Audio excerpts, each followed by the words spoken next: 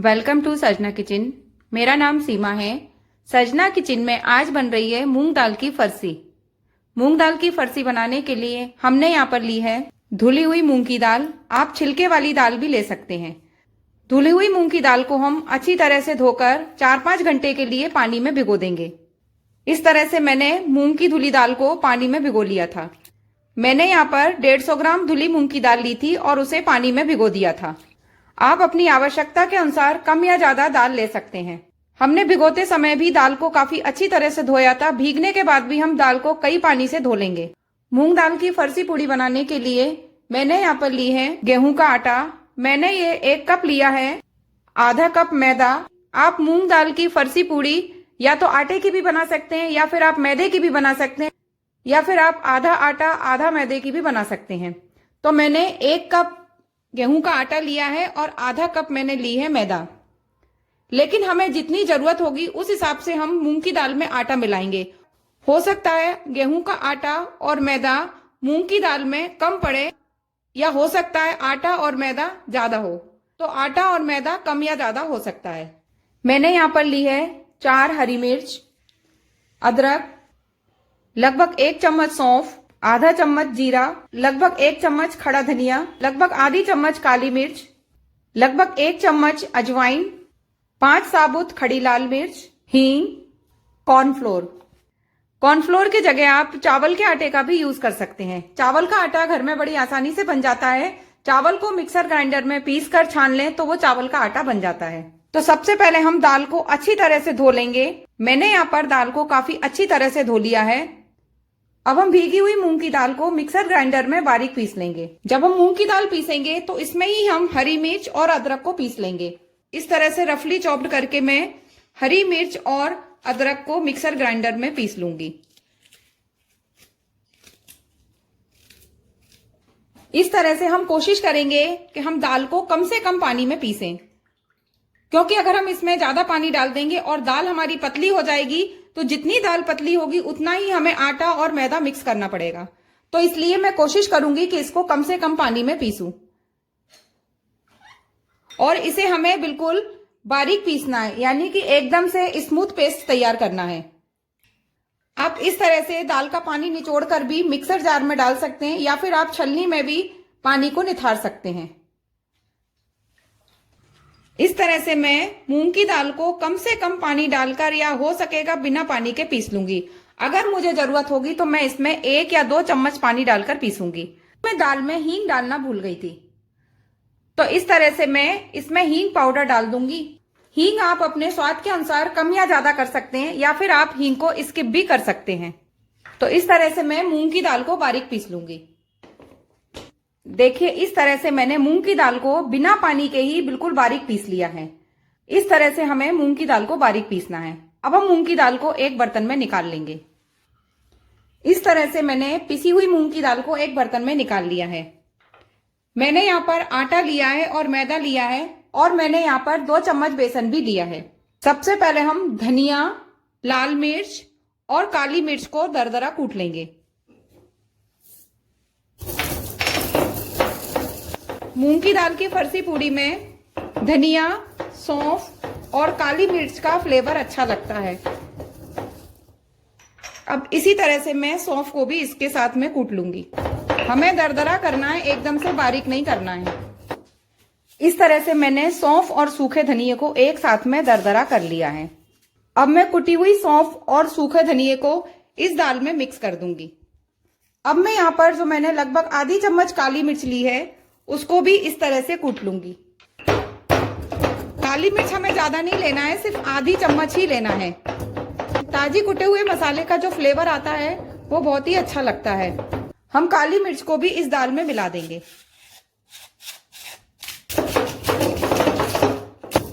एकदम से बारीक नहीं करना है। इस तरह से जो 4 खड़ी मिर्च थी उसको भी हमने मोटा मोटा कूट लिया। अब इसको भी हम दाल के अंदर मिक्स कर देंगे। अब हम इस दाल में कुछ मसाले डालेंगे। मैंने लगभग आधा चम्मच जीरा लिया है, लगभग 1 चम्मच अजवाइन, लगभग 1 चम्मच नमक। नमक आप अपने स्वाद के अनुसार कम या ज्यादा कर सकते हैं। आधा चम्मच हल्दी पाउडर। हल्दी पाउडर मैं कलर के लिए डाल रही हूँ। अब मैं मूंग की दाल की फरसी पूड़ी को चटपटा करने के लिए लाल मिर्च पाउडर का यूज कर रही हूँ। लाल मिर्च भी आप अपने स्वाद के अनुसार कम या ज्यादा कर सकते हैं। अब मैं इसमें 2 चम्मच बेसन, अब हम पहले आधी मैदा डालेंगे और आधा ही आटा डालेंगे। फिर हमें अगर लगेगा कि हमें और डालना है तब हम डालेंगे।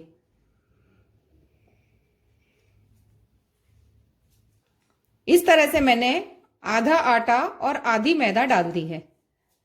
अब मैं इसमें 2 चम्मच मोयन का डाल दूंगी। मैं यहाँ पर घी का मोयन डाल रही हूं, आप चाहें तो ऑयल का भी डाल सकते हैं। अब हम इन सब चीजों को अच्छी तरह से मिक्स कर लेंगे। यहां पर हम पानी का यूज नहीं करेंगे क्योंकि दाल हमारी गीली है और हमें इसका टाइट डो तैयार करना है। जिस तरह से हम पूड़ी का आटा मलकर तैयार करते हैं उसी तरह से हमें इसका टाइट डो बनाकर तैयार करना है।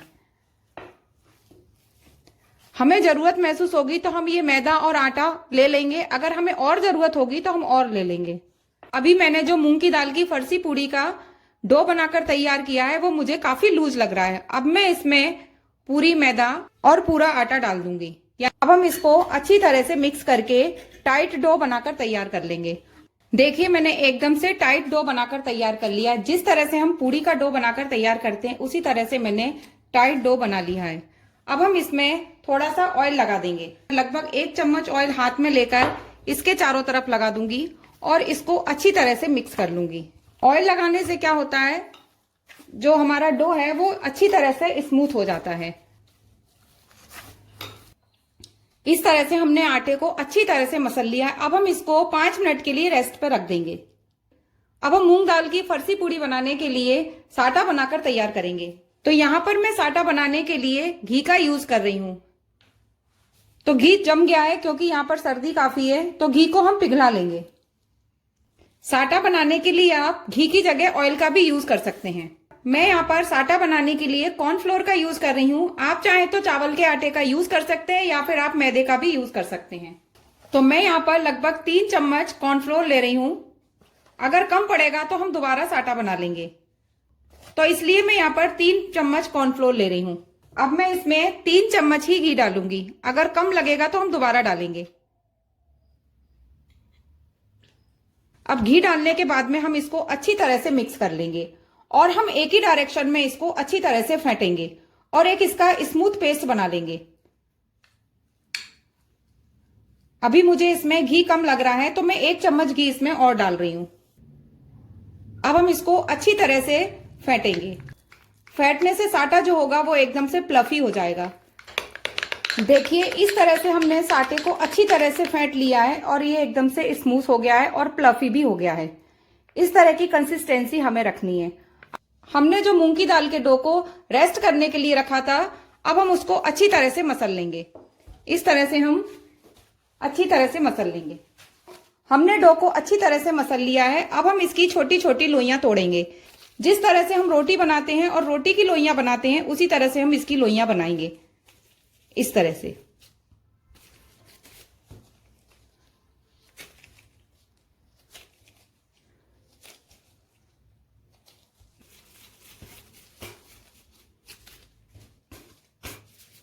अब हम इन लोइयों को बेल लेंगे। अगर हमें जरूरत होगी तो हम इसमें थोड़ी सी चिकनाई लगाएंगे या फिर इसमें मैदा या कॉर्नफ्लोर लगा लेंगे। हमें जिस तरह से रोटियां बेलते हैं उस तरह से इनको बेलना है। मैं यहां पर थोड़ी सी मैदा लगा रही हूं। हमें मैदा ज्यादा नहीं लगानी है, सिर्फ हम बेल सकें इस तरह से हमें लगानी है। और हमें कोशिश करनी है जो हमने रोटी के आकार की 5 लोइयां बनाई हैं वो एक जैसी बेलें।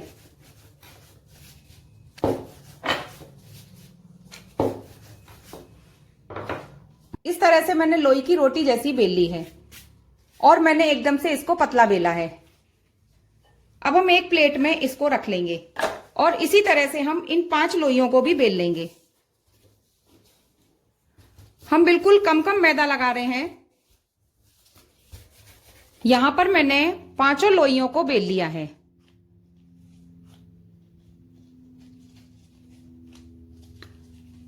इस तरह से मैंने 5 लोइयों को लगभग बराबर बराबर बेल लिया है। अब हम पहली बिली हुई लोई को लेंगे और इस तरह से उसको रख लेंगे। अब हमने जो साटा बनाकर तैयार किया है, हाथ की मदद से इसमें पूरे में फैलाकर लगा देंगे। देखिए मैं हाथ से लगा रही हूं क्योंकि हाथ से जो है साटा अच्छी तरह से लगता है।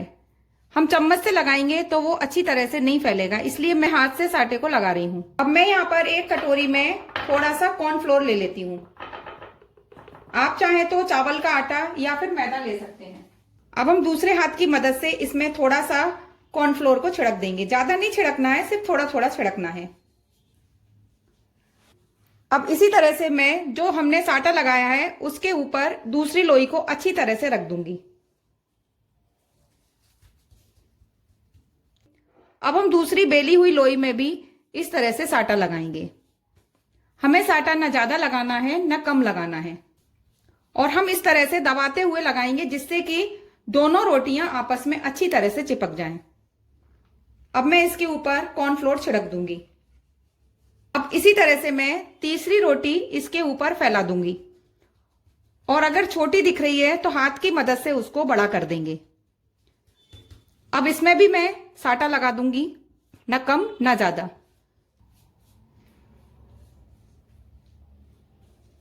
अब फिर इसमें मैं कॉर्नफ्लोर छिड़क दूंगी। इसी तरह से हम चौथी और पांचवी रोटी में भी साटा लगा देंगे। देखिए मैंने चारों रोटी में साटा लगा दिया है, पांचवी रोटी ऊपर की, अभी मैंने ऊपर साटा नहीं लगाया है। अब हम थोड़ा सा मैदा छिड़क कर इस रोटी को थोड़ा सा और बेल लेंगे। इससे क्या होगा, सारी जो हमने बेली हुई लोइयां हैं वो अच्छी तरह से आपस में चिपक जाएंगी।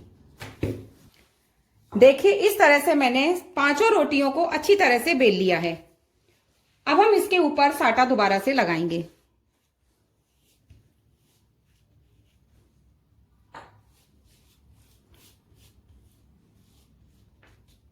इस तरह से हमने पांचवी रोटी में भी साटा लगा दिया है, और अब हम इसके ऊपर कॉर्नफ्लोर छिड़क देंगे। अब कॉर्नफ्लोर छिड़कने के बाद में हम इस तरह से इसको राउंड करते हुए रोल बना लेंगे।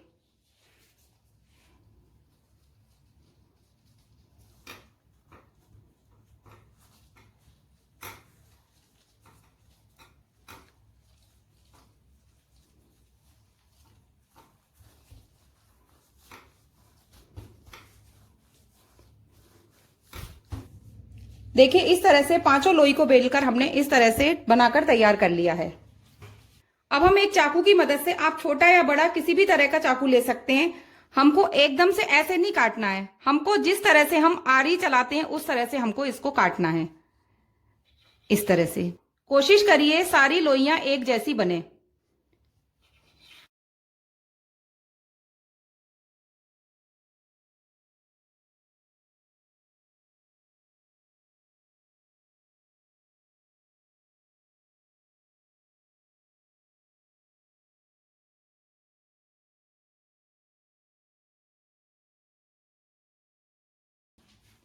तो ये किनारे का हमने अलग कर दिया है, हम इसको फेंकेंगे नहीं, इसको भी हम सेक लेंगे। तो देखिए इस तरह से परतों वाली हमारी लोई बनकर तैयार हो गई है। इस तरह से हम इसको गोल कर लेंगे। अब हमने जो लोइयां काट कर तैयार की हैं उसको हम इस तरह से हल्के हाथ से दबा देंगे, इस तरह से। और दबाने के बाद हम इसे बिल्कुल हल्के हाथ से, हल्का हाथ का मतलब ये है कि ऐसा नहीं कि जोर जोर से दबाकर हमें बेलना है, हम बिल्कुल इसको हल्के हाथ से बेल लेंगे।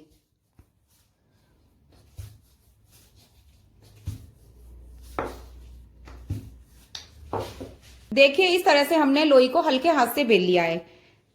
इसी तरह से हम सारी लोइयों को बेल लेंगे।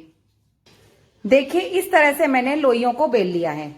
मैं यहाँ पर रिफाइंड ऑयल का यूज कर रही हूँ, सरसों या मूंगफली का तेल यूज कर सकते हैं। अब हम तेल को अच्छी तरह से गर्म होने देंगे। हमें तेल को ज्यादा गर्म नहीं करना है, मीडियम आंच पर ही हमको तेल को गर्म करना है।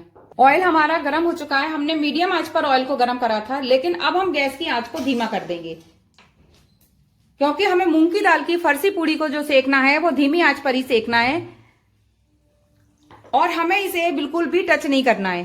अगर हमने इसको टच किया तो इसकी परतें खुल जाएगी।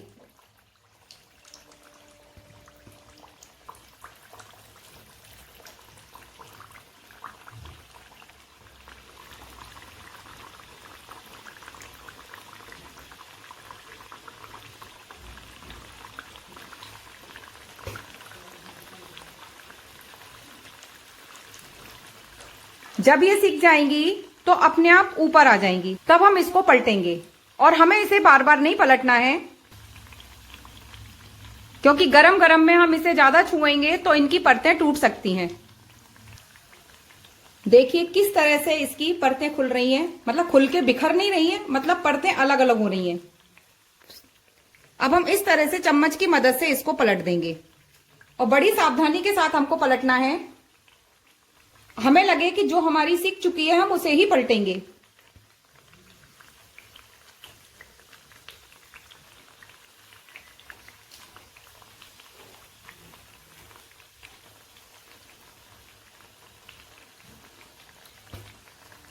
इस तरह से हम इसको सेक लेंगे। ध्यान रखिए हमें इसे बार बार नहीं पलटना है। और हमें लगेगा कि गैस की आंच धीमी हो रही है तो हम गैस की आंच को मीडियम कर देंगे। देखिए इस तरह से हमारी मूंग की दाल की फरसी पूड़ी अच्छी तरह से सिक गई है। अब हम बड़ी सावधानी के साथ चम्मच की मदद से इसको निकाल लेंगे।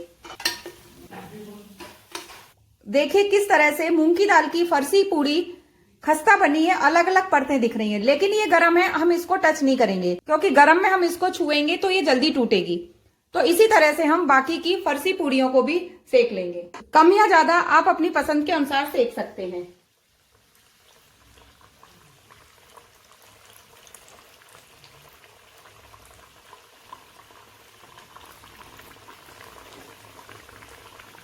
मैंने यहाँ पर गैस की आंच को धीमा ही कर रखा है। अब हम एक चम्मच की मदद से इसको एक छलनी में निकाल देंगे, जिससे इसका एक्स्ट्रा ऑयल निकल जाए। इस तरह से भी करके हम ऑयल को निकाल लेते हैं, लेकिन अगर छलनी है तो आप छलनी में भी रख सकते हैं। इस तरह से सर्जना किचन में मूंग की दाल की फरसी पूड़ी बनकर तैयार हो गई है।